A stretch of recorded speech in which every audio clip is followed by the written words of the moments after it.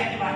Heç təsadüfi deyil ki, böyük Türk alimi birisi Mahmud Keşvani Məhəmməd Peyğəmbərin bu sözlərini kitabının ön söz eləmişdir.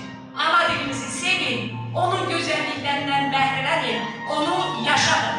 Sözü verirlər 5-ci A sinfinə.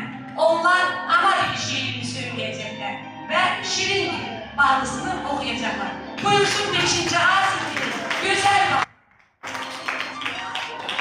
Ana söyləyirdik biz. Dil adında ilk dəfə ana söyləyirdik biz. Ana dili adlanır bizim ilk dərsliğimiz. Ana dili adlanır bizim ilk dərsliğimiz. Biz ilk nəvləmizlə aylanı anamız öz südüyle içilip ruhumuza bu dilde gire-gire. Dilimizlə aylanı anamız öz südüyle içilip ruhumuza bu dilde gire-gire. Bu dil bizim ruhumuz, eşkimiz, kanımızdır. Bu dil birbirimize ait peymamızdır. Bu dil tanıtmış bize.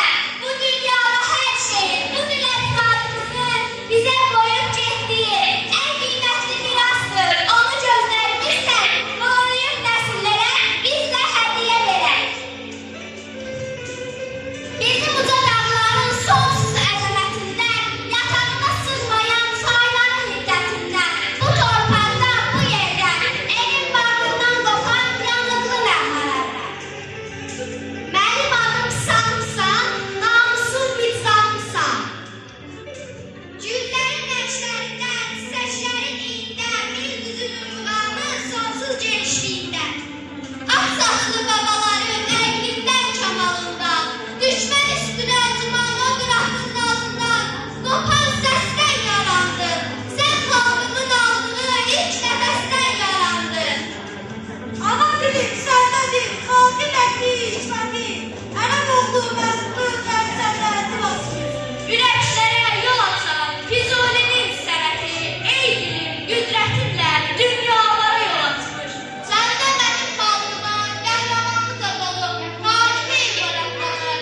Səndə neçə min ildir mənim mədəniyyətim, şan-şöhrətim saxlanır. Ey öz doğma dilində danışmağı ah bilən basımlı ədəbazlar. Ey öz doğma dilində danışmağı ah bilən basımlı ədəbazlar. Qəlbinizi oxşamır qoşmalar telli sazda.